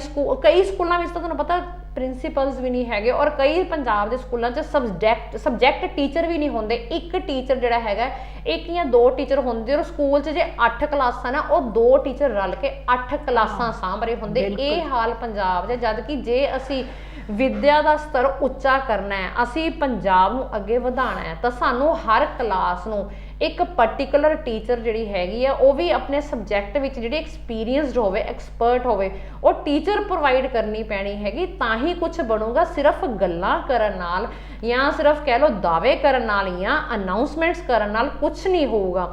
ਹੁਣ ਤਾਂ ਮੇਨ ਇਹੀ ਹੈ ਕਿ ਜਾਂਦੇ ਜਾਂਦੇ ਚੰਨੀ ਸਰਕਾਰ ਅਧਿਆਪਕਾਂ ਦਾ ਕੀ ਕਰਕੇ ਜਾਂਦੀ, ਸਾਡੀਆਂ ਸਭ ਦੀਆਂ ਨਜ਼ਰਾਂ ਉਸ ਚੀਜ਼ ਵੱਲ ਗੜੀਆਂ ਹੋਈਆਂ ਨੇ। ਬਿਲਕੁਲ ਮਮਤਾ, ਜਦੋਂ ਕੈਪਟਨ ਸਾਹਿਬ ਨੇ ਆਪਣਾ ਅਹੁਦਾ ਛੱਡਿਆ ਸੀ ਤਾਂ ਉਹਨਾਂ ਨੇ ਵੀ ਕੋਈ ਵੀ ਕਿਸੇ ਦੀ ਮੰਗ ਨਹੀਂ ਸੁਣੀ ਸੀ, ਤੇ ਇਸ ਦੇ ਨਾਲ ਹੀ ਹੁਣ ਚੰਨੀ ਵੀ ਉਹੀ ਕੁਝ ਕਰ ਰਹੇ ਨੇ, ਜੋ ਕਿ ਹੁਣ ਇਹਨਾਂ ਨੇ ਤੁਹਾਨੂੰ ਮੈਂ ਪਹਿਲਾਂ ਵੀ ਦੱਸਿਆ ਸੀ ਕਿ ਕੈਪਟਨ ਦਾ ਬਿਆਨ ਆਇਆ ਕਿ ਮੇਰੇ ਜਾਣ ਤੋਂ ਬਾਅਦ ਪੰਜਾਬ ਬਿਲਕੁਲ ਹੀ ਖਤਮ ਹੋ ਚੁੱਕਿਆ ਹੈ। ਦੇਖੋ, ਕੈਪਟਨ ਦਾ ਬਿਆਨ ਤਾਂ ਆ ਗਿਆ, ਬਟ ਉਹ ਬਿਆਨ ਤਾਂ ਦਵੇ ਨਾ ਜੇ ਉਹਨੇ ਕੁਝ ਕੀਤਾ। ਉਹਦੇ ਕੰਪੈਰੀਜ਼ਨ ਚ ਚੰਨੀ ਸਾਹਿਬ ਥੋੜੇ ਜਿਹਾ ਫੇਰ ਵੀ ਮੈਨੂੰ ਐਕਟਿਵ ਲੱਗ ਰਹੇ ਹੈਗੇ ਕਿ ਮਤਲਬ ਕਿਤੇ ਨਾ ਕਿਤੇ ਕੁਝ ਨਾ ਕੁਝ ਕਰ ਰਹੇ ਨੇ। ਹਾਂ, ਇਹ ਭਾਵੇਂ ਐਕਟਿਵਨੈਸ, ਭਾਵੇਂ ਕਹਿ ਲਓ ਕਿ ਪੰਜਾਬ ਵਿੱਚ ਜਿਹੜੇ ਇਲੈਕਸ਼ਨਸ ਹੋ ਰਹੇ ਆ ਉਹਦੇ ਪ੍ਰਲੋਭਨ ਨੂੰ ਚੱਲ ਰਹੀਆਂ ਹੋਣ, ਜਾਂ ਕੁਝ ਵੀ, ਮਤਲਬ ਉਹਨਾਂ ਨੂੰ ਇਹ ਹੋ ਸਕਦਾ ਕਿ ਫਿਊਚਰ 'ਚ ਇਲੈਕਸ਼ਨ ਵਿੱਚ ਉਹਨਾਂ ਨੇ ਆਪਣੀ ਸੀਟ ਦੁਆਰਾ ਪਾਣੀ ਹੈ, ਤਾਂ ਹੀ ਸਭ ਦੀ ਕਮੈਂਟਰੀਆਂ ਸ਼ੁਰੂ ਹੋ ਗਈਆਂ। ਕੇਜਰੀਵਾਲ ਨੇ ਪੰਜਾਬ ਦੇ ਚੱਕਰ ਲਾਣੇ ਸ਼ੁਰੂ ਕਰ ਦਿੱਤੇ। ਜਦ ਇੱਕ ਗੱਲ ਹੋਰ ਹੈ ਮਮਤਾ, ਕੇਜਰੀਵਾਲ ਨੇ ਇੱਕ ਵਾਅਦਾ ਕੀਤਾ ਹੈ ਕਿ ਪੰਜਾਬ ਦੇ ਵਿੱਚ ਹਰ ਮਹਿਲਾ ਨੂੰ ਮੈਂ 1000 ਰੁਪਇਆ ਦਵਾਂਗਾ। ਤੁਹਾਨੂੰ ਕੀ ਲੱਗਦਾ ਹੈ ਕਿ ਇਹ ਸਿਰਫ ਇੱਕ ਵਾਅਦਾ ਹੀ ਰਹਿ ਜਾਏਗਾ? ਇਹ ਤਾਂ ਨਾ ਪ੍ਰੀਤ, ਇਹਨੂੰ ਐਜ਼ ਆਪਾਂ ਇੱਕ ਉਹ ਲੈ ਕੇ ਤੰਜ ਲੈ ਕੇ ਚੱਲੀਏ ਨਾ, ਤਾਂ ਇਹ ਇੱਕ ਅਨਾਉਂਸਮੈਂਟ ਹੋ ਗਈ। ਮਤਲਬ ਟਿਕਟਾਂ ਦੀ ਅਨਾਉਂਸਮੈਂਟ ਹੀ ਹੋ ਗਈ। ਫ੍ਰੀ ਲੋਟਰੀਆਂ, ਲੇਡੀਜ਼ ਦੀਆਂ ਫ੍ਰੀ ਲੋਟਰੀਆਂ ਲੱਗ ਗਈਆਂ। ਕੇਜਰੀਵਾਲ ਸਾਹਿਬ ਕਹਿ ਰਹੇ ਜੇ ਸਰਕਾਰ ਬਣੂਗੀ ਤਾਂ 1000 ਰੁਪਏ ਦਵਾਂਗਾ। ਬਾਦਲ ਸਾਹਿਬ ਕਹਿ ਰਹੇ ਜੇ ਸਰਕਾਰ ਬਣੂਗੀ ਤਾਂ 2000 ਦਵਾਂਗਾ। ਮਤਲਬ ਲੇਡੀਜ਼ ਨੂੰ ਤਾਂ ਘਰੇ ਬੈਠੇ ਬੈਠੇ, ਮੈਨੂੰ ਲੱਗਦਾ ਜ਼ਿੰਦਗੀ 'ਚ ਨਾ ਲੇਡੀਜ਼ ਦੀ ਪਹਿਲੀ ਵਾਰ ਜਿਹੜੀ ਹੈ ਲੋਟਰੀ ਲੱਗਣੀ ਹੈਗੀ ਏਦਾਂ ਦੀ। ਤੇ ਕਿਉਂਕਿ ਉਹ ਵਿਚਾਰੀਆਂ ਤਾਂ, ਨਹੀਂ ਤਾਂ ਘਰੇਲੂ ਔਰਤਾਂ ਦੀ ਤਾਂ ਕੀ ਲਾਈਫ ਹੁੰਦੀ ਹੈ, ਸ਼ਾਇਦ ਪਹਿਲੀ ਵਾਰ ਇਹਨਾਂ ਨੇ ਸੋਚਿਆ, ਪਰ ਇਹ ਸੋਚ ਤਾਂ ਰਹੇ ਹੈ। ਪਰ ਇਹਦੇ ਨਾਲ ਤੁਸੀਂ ਇਹ ਦੇਖੋ ਕਿ ਪੰਜਾਬ ਦੇ ਉੱਪਰ ਕਿੰਨਾ ਬੋਝ ਪਊਗਾ। ਪੰਜਾਬ ਦੇ ਤਾਂ ਪਹਿਲਾਂ ਹੀ ਹਾਲਾਤ ਇੰਨੇ ਬੁਰੇ ਹੈ ਕਿ ਉਹ ਆਪਣੇ ਟੀਚਰਾਂ ਨੂੰ, ਆਪਣੇ ਅਧਿਆਪਕਾਂ ਨੂੰ ਜਿਹੜਾ ਹੈਗਾ ਉਹ ਕੋਈ ਉਹਨਾਂ ਨਾਲ ਇਨਸਾਫ ਨਹੀਂ ਕਰ ਪਾ ਰਹੇ ਹੈਗੇ। ਤਾਂ ਕੱਲ ਨੂੰ ਇਹ ਜਿਹੜੇ ਕੀਤੇ ਵਾਅਦੇ ਹੈਗੇ, ਇਹਨਾਂ ਵਾਅਦੇ ਨਾਲ ਕਿੰਨੀ ਕੁ ਇਨਸਾਫੀ ਹੋਊਗੀ। ਆਪਾਂ ਇਹ ਨਹੀਂ ਕਹਿੰਦੇ ਕਿ ਤੁਸੀਂ ਲੇਡੀਜ਼ ਨੂੰ ਨਾ ਹੈਲਪ ਕਰੋ, ਆਪਾਂ ਇਹ ਕਹਿੰਦੇ ਜੇ ਤੁਸੀਂ ਲੇਡੀਜ਼ ਨੂੰ ਕੁਝ ਦੇਣਾ ਹੈ ਤਾਂ ਉਹਨਾਂ ਨੂੰ ਕੰਮ ਦਿਓ, ਰੁਜ਼ਗਾਰ ਦਿਓ, ਸੈਲਫ ਡਿਪੈਂਡੈਂਟ ਹੋਣ ਦੇ ਨੁਸਖੇ ਦਿਓ। ਉਹਨਾਂ ਨੂੰ ਇਹ ਨਹੀਂ ਕਿ ਫ੍ਰੀ ਵਿੱਚ ਤੁਸੀਂ ਉਹਨਾਂ ਦੀ ਲੋਟਰੀ ਲਾਓ। ਇਹ ਤਾਂ ਉਹ ਕਹਿੰਦੇ ਨਾ, ਜਿੱਦਾਂ ਆਪਾਂ ਕਹਿੰਦੇ ਕੋਈ ਭਿਖਾਰੀ ਜਾ ਰਿਹਾ, ਆਪਾਂ ਕਹਿੰਦੇ ਭਿਖਾਰੀ ਨੂੰ ਭੀਖ ਨਾ ਦਿਓ, ਉਹਨੂੰ ਆਪਣੇ ਹੱਥ ਨਾਲ ਰਿਜ਼ਕ ਕਮਾ ਕੇ ਖਾਣ ਦੀ ਉਹ ਦਿਓ, ਸਿਫਤ ਦਿਓ, ਉਹਨੂੰ ਅਕਲ ਦਿਓ। ਬਟ ਉਹੀ ਤੁਸੀਂ ਲੇਡੀਜ਼ ਨੂੰ ਕਰਨ ਲੱਗੇ ਹੋ ਕਿ ਤੁਸੀਂ ਉਹਨਾਂ ਨੂੰ ਇਹ ਨਹੀਂ ਕਹਿੰਦੇ ਕਿ ਤੁਸੀਂ ਆਪਣੇ ਪੈਰਾਂ ਤੇ ਖੜੀਆਂ ਹੋਵੋ, ਤੁਸੀਂ ਉਹਨਾਂ ਨੂੰ ਪੈਸਾ ਦੇ ਕੇ ਉਹਨਾਂ ਨੂੰ ਫ੍ਰੀ 'ਚ ਖਾਣ ਦੀ ਆਦਤ ਪਾ ਰਹੇ। ਬਿਲਕੁਲ ਮੈਮ, ਤਾਂ ਇਸ ਦੇ ਨਾਲ ਹੀ ਜਿਹੜੀ ਮਨੀਸ਼ਾ ਗੁਲਾਟੀ ਹੈ, ਉਹਨਾਂ ਨੇ ਵੀ ਇਹੀ ਕਿਹਾ ਕਿ ਜਿਹੜਾ 1000 ਰੁਪਏ ਦੇਣ ਦੀ ਗੱਲ ਕੀਤੀ ਗਈ ਹੈ ਮਹਿਲਾ ਨੂੰ, ਕਿ ਮਹਿਲਾ ਕਮਜ਼ੋਰ ਹੈ। ਮਹਿਲਾ ਵੀ ਅੱਜ ਆਦਮੀ ਦੇ ਬਰਾਬਰ ਖੜੀ ਹੈ, ਤਾਂ ਕਿਉਂ ਮਹਿਲਾ ਨੂੰ ਹੀ ਕਿਉਂ ਹਰ ਮਹੀਨੇ 1000 ਰੁਪਇਆ ਦਿੱਤਾ ਜਾਵੇਗਾ? ਇਹ ਤਾਂ ਉਹੀ ਕਹਿ ਰਹੀ ਨਾ, ਲੇਡੀਜ਼ ਨੂੰ ਉਹਨਾਂ ਨੇ ਮਤਲਬ ਇੱਕ ਤਰ੍ਹਾਂ ਨਾਲ ਗ੍ਰੈਬ ਕਰਨ ਦੀ ਕੋਸ਼ਿਸ਼ ਕੀਤੀ ਹੈ ਕਿ ਮਤਲਬ ਜਿੱਦਾਂ ਅੱਜ ਕੱਲ ਲੁਭਾਵਨੇ ਉਹ ਦੇ ਰਹੇ ਹੈ ਨਾ, ਆਪਣੇ ਪ੍ਰਲੋਭਨ ਦੇ ਰਹੇ ਹੈਗੇ, ਕਦੀ ਲੇਡੀਜ਼ ਨੂੰ, ਕਦੀ ਬੱਚਿਆਂ ਨੂੰ, ਕਦੀ ਕਿਸੇ ਨੂੰ। ਮਤਲਬ ਇਹ ਤਾਂ ਇਲੈਕਸ਼ਨਸ ਦੇ ਸਾਰੇ ਸਟੰਟ ਨੇ ਵੀ ਇਲੈਕਸ਼ਨਾਂ ਵਿੱਚ ਕਿੱਦਾਂ ਕਿਸੇ ਨੂੰ ਆਕਰਸ਼ਿਤ ਕੀਤਾ ਜਾ ਸਕਦਾ। ਤਾਂ ਉਹਨਾਂ ਨੂੰ ਸ਼ਾਇਦ ਲੇਡੀਜ਼ ਵਾਸਤੇ ਇਹ ਚੀਜ਼ ਵਧੀਆ ਲੱਗੀ, ਪਰ ਉਹਨਾਂ ਨੂੰ ਇਹ ਨਹੀਂ ਸਮਝ ਆਈ ਹੈਗੀ ਕਿ ਇਹਦੀ ਬਜਾਏ ਜੇ ਲੇਡੀਜ਼ ਨੂੰ ਕੁਝ ਰੁਜ਼ਗਾਰ ਕਰਨ ਦਾ ਉਹ ਕੀਤਾ ਜਾਵੇ ਤੇ ਉਹ ਜ਼ਿਆਦਾ ਵਧੀਆ ਰਹੂਗਾ। ਕਿਉਂਕਿ 1000 ਰੁਪਇਆ ਸਰਕਾਰ ਕਦ ਤੱਕ ਦੇਊਗੀ? ਸਰਕਾਰ ਦੇ ਖਜ਼ਾਨੇ ਤਾਂ ਆਲਰੇਡੀ ਖਾਲੀ ਨੇ। ਮਤਲਬ ਜਦੋਂ ਤੁਸੀਂ ਇੰਪਲੋਈਜ਼ ਨੂੰ ਪੱਕਾ ਨਹੀਂ ਕਰ ਪਾ ਰਹੇ, ਤੁਸੀਂ ਇੰਪਲੋਈਜ਼ ਨੂੰ ਤਨਖਾਹਾਂ ਨਹੀਂ ਦਿੰਦੇ ਹੈਗੇ, 2-2 4-4 ਮਹੀਨੇ ਤਨਖਾਹਾਂ ਹਰ ਟੀਚਰ ਦੀਆਂ ਹੋਲਡ ਜਾਂਦੀਆਂ। ਇੰਨਾ ਬੁਰਾ ਹਾਲ ਹੈ ਪੰਜਾਬ ਦਾ, ਤੇ ਇਹ ਪੈਸਾ ਦੇ ਕੇ ਕਿੱਥੇ ਜਾਊਗੀ ਸਰਕਾਰ? ਜੀ ਬਿਲਕੁਲ ਮਮਤਾ, ਸਹੀ ਗੱਲ ਹੈ। ਇਸ ਦੇ ਨਾਲ ਹੀ ਮਮਤਾ ਅੱਜ ਮੈਂ ਦੱਸਦਾ ਕਿ 373ਵਾਂ ਦਿਨ ਅੱਜ ਕਿਸਾਨਾਂ ਦਾ ਦਿੱਲੀ ਦੇ ਵਿੱਚ, ਤੇ ਅੱਜ ਉਹਨਾਂ ਦੀ 2 ਵਜੇ ਮੀਟਿੰਗ ਹੈ। ਦੇਖੋ ਇਸ ਮੀਟਿੰਗ ਤੋਂ ਬਾਅਦ ਕਿੰਨਾ ਵੱਡਾ ਕੀ ਫੈਸਲਾ ਆਉਂਦਾ ਹੈ। ਹਾਂਜੀ, ਅੱਜ ਕੱਲ ਤਾਂ ਕਿਸਾਨਾਂ ਤੇ ਸਾਡੀ ਸਭ ਦੀ ਮਤਲਬ ਨਿਗਾਹ ਟਿਕੀ ਹੋਈ ਹੈ ਵੀ ਅਸੀਂ ਸੋਚਦੇ ਹਾਂ ਵੀ ਡੇਲੀ ਕੁਝ ਨਵੀਆਂ ਅਨਾਉਂਸਮੈਂਟਸ ਹੋ ਰਹੀਆਂ, ਕੁਝ ਨਵੇਂ ਡਿਸੀਜਨਸ ਹੋ ਰਹੇ ਹੈ, ਔਰ ਸਾਨੂੰ ਵੀ ਪੰਜਾਬ ਦਾ ਇੱਕ ਹਿੱਸਾ ਹੋਣ ਕਰਕੇ ਸਾਨੂੰ ਵੀ ਇਹਨਾਂ ਚੀਜ਼ਾਂ ਨੂੰ ਜਿਹੜਾ ਹੈਗਾ ਜਾਣਨ ਵਾਸਤੇ ਬੜੀ ਕਿਉਰਿਓਸਿਟੀ ਰਹਿੰਦੀ ਹੈ ਵੀ ਕੀ ਨਵਾਂ ਹੋਊਗਾ ਤੇ ਕੀ ਨਵਾਂ ਕੀਤਾ ਜਾਊਗਾ। ਜੀ ਬਿਲਕੁਲ ਮਮਤਾ, ਇਸ ਦੇ ਨਾਲ ਇੱਕ ਹੋਰ ਆਪਣੇ ਪੰਜਾਬ ਦੇ ਵਿੱਚ ਵਿਸ਼ਾ ਬੜਾ ਗਰਮ ਹੋਇਆ ਪਿਆ ਕਿ ਸੋਨੀ ਮਾਨ ਜਿਨ੍ਹਾਂ ਨੇ ਇੱਕ ਗਾਣਾ ਕੱਢਿਆ ਸੀ YouTube ਤੇ ਉਸ ਗਾਣੇ ਨੇ ਇੰਨੀ ਜ਼ਿਆਦਾ ਬਵਾਲ ਮਚਾ ਰੱਖੀ ਹੈ ਕਿ ਉਹ ਗਾਣੇ ਕਰਕੇ ਉਹਨਾਂ ਦੇ ਘਰਾਂ ਦੇ ਵਿੱਚ ਗੋਲੀਆਂ ਵੀ ਚੱਲ ਗਈਆਂ ਨੇ। ਹਾਂਜੀ, ਉਹ ਗਾਣੇ ਵਿੱਚ ਨਾ, ਉਹ ਗਾਣਾ ਉਹਨਾਂ ਨੇ 5 ਤਰੀਕ ਨੂੰ ਲਾਂਚ ਕੀਤਾ ਸੀਗਾ, ਤੇ 5 ਤਰੀਕ ਨੂੰ ਲਾਂਚ ਕੀਤਾ ਸੀ, ਤੇ ਉਸ ਗਾਣੇ ਦੀ ਨਾ ਕੁਝ ਵਰਡਿੰਗਸ ਇੰਜ ਦੀਆਂ ਸੀਗੀਆਂ ਕਿ ਉਹ ਵਰਡਿੰਗਸ ਇਨਡਾਇਰੈਕਟ ਵੇ ਵਿੱਚ ਕੁਝ ਲੋਕਾਂ ਨੂੰ ਕਵਰ ਕਰ ਰਹੀਆਂ ਸੀਗੀਆਂ, ਤੇ ਉਹਦੇ ਵਿੱਚ ਉਹ ਵਰਡਿੰਗ ਜਿਹੜੀ ਹੈਗੀ ਹੈ ਉਹ ਲੱਖਾ ਸਿਧਾਣਾ ਸਾਹਿਬ ਤੇ ਵੀ ਜਿਹੜੀ ਹੈਗੀ ਹੈ ਕਮੈਂਟ ਉਸ ਇਨਡਾਇਰੈਕਟ ਵੇ ਵਿੱਚ ਹੋ ਰਿਹਾ ਸੀਗਾ। ਤੇ ਫਿਰ ਹੁਣ ਉਹਨਾਂ ਦੇ ਘਰਾਂ ਵਿੱਚ ਸੋਨੀਆ ਮਾਨ ਦੇ ਘਰੇ ਗੋਲੀਆਂ ਚੱਲੀਆਂ ਹੈਗੀਆਂ, ਤੇ ਹੁਣ ਉਹ ਨਾਮ ਲਾ ਰਹੀ ਹੈ ਲੱਖਾ ਸਾਹਿਬ ਦਾ। ਠੀਕ ਹੈ, ਹੁਣ ਇਹਦੇ ਵਿੱਚ ਰਿਐਲਿਟੀ ਕੀ ਹੈਗੀ? ਰਿਐਲਿਟੀ ਤਾਂ ਅਸੀਂ ਕੁਝ ਕਹਿ ਨਹੀਂ ਸਕਦੇ, ਕਿਉਂਕਿ ਦੇਖੋ ਕਿਉਂਕਿ ਲੱਖਾ ਸਿਧਾਣਾ ਜੀ ਜਿਹੜੇ ਹੈਗੇ ਪੋਲਿਟਿਕਸ ਵਿੱਚ ਐਂਟਰ ਹੋਣ ਨੂੰ ਤਿਆਰ ਨੇ, ਤੇ ਹੋ ਸਕਦਾ ਵੀ ਬਹੁਤ ਪਾਰਟੀਆਂ ਚਾਹੁੰਦੀਆਂ ਹੋਣ ਕਿ ਉਹ ਨਾ ਐਂਟਰ ਹੋਣ। ਹੁਣ ਇਸ ਚੀਜ਼ ਵਿੱਚ ਕਿਹਦੀ ਕੀ ਸਾਜ਼ਿਸ਼ ਹੈਗੀ ਹੈ ਇਹ ਤਾਂ ਹੁਣ ਵਕਤ ਹੀ ਦੱਸੂਗਾ, ਕਿਉਂਕਿ ਦੇਖੋ ਲੱਖਾ ਸਾਹਿਬ ਨੇ ਮਤਲਬ ਆਪਣੇ ਬਿਆਨ ਵਿੱਚ ਕਿਹਾ ਹੈਗਾ ਕਿ ਇਸ ਸਾਰੇ ਕੰਮ ਦੀ ਜਿਹੜੀ ਹੈਗੀ ਹੈ ਉਹ ਕੀਤੀ ਜਾਵੇ, ਇਨਕੁਆਇਰੀ ਕੀਤੀ ਜਾਵੇ ਵੀ ਉਹ ਕਹਿੰਦੇ ਮੈਂ ਕੁਝ ਨਹੀਂ ਕੀਤਾ, ਵੀ ਮੇਰੇ ਬਾਰੇ ਤਾਂ ਇੰਨਾ ਕੁਝ ਮਤਲਬ ਬੋਲਿਆ ਜਾਂਦਾ ਹੈਗਾ, ਮੋਦੀ ਸਾਹਿਬ ਬਾਰੇ ਇੰਨਾ ਕੁਝ ਬੋਲਿਆ ਜਾਂਦਾ ਹੈ, ਜਿਹੜੇ ਪੋਲੀਟੀਸ਼ੀਅਨਸ ਹੈ ਉਹਨਾਂ ਬਾਰੇ ਇੰਨਾ ਕੁਝ ਬੋਲਿਆ ਜਾਂਦਾ ਹੈਗਾ, ਤਾਂ ਫਿਰ ਮੇਰੇ ਤੇ ਜੇ ਇਹ ਇੱਕ ਅੱਧੀ ਇਹਨਾਂ ਨੇ ਕੋਈ ਲਾਈਨ ਵੀ ਬੋਲਤੀ ਹੋਊਗੀ ਤਾਂ ਮੈਂ ਉਸ ਲਾਈਨ ਦੇ ਅਗੇਂਸਟ ਇਹਨਾਂ ਤੇ ਹਮਲੇ ਕਿਉਂ ਕਰਾਂ? ਬਿਲਕੁਲ ਮਮਤਾ, ਬਟ ਇੱਕ ਗੱਲ ਹੋਰ ਹੈ, ਗਾਣੇ ਦੇ ਵਿੱਚ 1984 ਬਾਰੇ ਵੀ ਬੋਲਿਆ ਗਿਆ ਤੇ ਕਾਂਗਰਸ ਬਾਰੇ ਵੀ ਬੋਲਿਆ ਗਿਆ, ਕਿ ਹੋ ਸਕਦਾ ਕਾਂਗਰਸ ਦਾ ਵੀ ਕੋਈ ਬੰਦਾ ਹੋਵੇ ਜਾਂ ਕੋਈ ਪਾਰਟੀ ਹੈਗੀ ਨਾ, ਮੈਂ ਉਹੀ ਕੋਈ ਵੀ ਪਾਰਟੀ ਹੋ ਸਕਦੀ ਹੈ, ਪਰ ਇਹ ਸਿੱਧਾ ਨਿਸ਼ਾਨਾ ਜਿਹੜਾ ਉਹਨਾਂ ਤੇ ਲਿੱਤਾ ਉਹ ਬਹੁਤ ਗਲਤ ਹੈ। ਹਾਂ, ਮੈਂ ਉਹੀ ਕਹਿ ਰਹੀ ਨਾ, ਕੋਈ ਵੀ ਪਾਰਟੀ ਹੋ ਸਕਦੀ ਹੈਗੀ। ਹਾਂ, ਇਹ ਜਿੱਦਾਂ ਸੋਨੀਆ ਮਾਨ ਕਹਿ ਰਹੀ ਕਿ ਲੱਖਾ ਸਾਹਿਬ ਦੇ ਫੋਨ ਆ ਰਹੇ ਸੀਗੇ ਕਿ ਤੁਸੀਂ ਗਾਣਾ YouTube ਤੋਂ ਚੱਕ ਦੋ ਜਾਂ ਜਿੱਦਾਂ ਵੀ ਹੈਗਾ, ਚਲੋ ਉਹ ਇਹਨਾਂ ਦਾ ਪਰਸਨਲ ਮੈਟਰ ਹੋਊਗਾ, ਉਹਦੇ ਵਿੱਚ ਹੁਣ ਸਾਨੂੰ ਨਹੀਂ ਪਤਾ ਹੈਗਾ ਕਿ ਮਤਲਬ ਕੀ ਗੱਲ ਵਾਪਰੀ ਕੀ। ਹਾਲਾਂਕਿ ਸੋਸ਼ਲ ਮੀਡੀਆ ਤੇ ਬਹੁਤ ਕੁਝ ਵਾਇਰਲ ਹੋ ਰਿਹਾ ਹੈ, ਬਟ ਰਿਐਲਿਟੀ ਜਿਹੜੀ ਹੈਗੀ ਉਹ ਇਨਕੁਆਇਰੀ ਤੋਂ ਬਾਅਦ ਹੀ ਪਤਾ ਚੱਲੂਗੀ ਕਿ ਕਸੂਰਵਾਰ ਕੌਣ ਹੈਗਾ, ਇਲਜ਼ਾਮ ਕਿਤੇ ਅਸਲੀ ਲੱਗ ਸਕਦਾ, ਹਾਂ ਵੀ ਕੌਣ ਅਸਲੀ ਇਹਦੇ ਵਿੱਚ ਕਿਹਦਾ ਹੱਥ ਹੈਗਾ, ਵੀ ਕਿਹੜੀ ਕੋਈ ਪਾਰਟੀ ਇਹਦੇ ਵਿੱਚ ਸਾਜ਼ਿਸ਼ ਰਚ ਰਹੀ ਹੈਗੀ, ਵੀ ਇਹਨਾਂ ਦੋਵਾਂ ਦੇ ਇਸ ਉਹਦੇ ਵਿੱਚ ਤਾਨਾਕਸ਼ੀ ਵਿੱਚ ਕੋਈ ਪਾਰਟੀ ਫਾਇਦਾ ਲੈ ਗਈ ਹੈ ਕਿ ਕੀ ਚੀਜ਼ ਹੈਗੀ ਹੈ। ਜੀ ਬਿਲਕੁਲ ਮਮਤਾ, ਇਸ ਦੇ ਨਾਲ ਹੀ ਆਪਾਂ ਨੂੰ ਹੁਣ ਜਾਣ ਦਾ ਵੀ ਆਪਣਾ ਸਮਾਂ ਹੋ ਚੁੱਕਿਆ। ਤੁਹਾਨੂੰ ਕੀ ਲੱਗਦਾ ਹੁਣ ਆਪਾਂ ਨੂੰ ਜਾਣਾ ਚਾਹੀਦਾ ਜਾਂ ਨਹੀਂ? ਹਾਂਜੀ, ਆਪਾਂ ਕੱਲ ਨਵਾਂ ਜਿਹੜਾ ਹੈਗਾ ਕੋਈ ਨਾ ਕੋਈ ਆਪਣਾ ਪੰਜਾਬ ਦਾ ਫੇਰ ਨਵਾਂ ਵਿਸ਼ਾ ਲੈ ਕੇ ਆਪਣੇ ਵਿਊਅਰ ਸਾਹਮਣੇ ਹਾਜ਼ਰ ਹੋਵਾਂਗੇ। ਬਿਲਕੁਲ, ਤੇ ਉਹਦੇ ਨਾਲ ਹੀ ਆਪਾਂ ਨੂੰ ਇਜਾਜ਼ਤ ਲੈਣੀ ਪਊਗੀ। ਬਿਲਕੁਲ, ਇਸ ਦੇ ਨਾਲ ਹੀ ਦੋਸਤੋ ਤੁਹਾਨੂੰ ਸਾਡਾ ਸ਼ੋਅ ਕਿਸ ਤਰ੍ਹਾਂ ਦਾ ਲੱਗਦਾ, ਆਪਣੇ ਸੁਝਾਅ ਤੇ ਆਪਣੀ ਐਡਵਾਈਸ ਦੇਣਾ ਨਾ ਭੁੱਲਣਾ। ਅਗਲੀ ਵਾਰ ਫਿਰ ਤੋਂ ਅਸੀਂ ਕਿਸੇ ਨਵੇਂ ਵਿਸ਼ੇ ਦੇ ਨਾਲ ਹਾਜ਼ਰ ਹੋਵਾਂਗੇ। ਤਦ ਤੱਕ ਲਈ ਮੈਨੂੰ ਹਰਪ੍ਰੀਤ ਕੌਰ ਨੂੰ ਤੇ ਮੇਰੀ ਕੋ-ਹੋਸਟ ਮਮਤਾ ਨੂੰ ਦਿਓ ਇਜਾਜ਼ਤ। ਰੱਬ ਰੱਖਾ।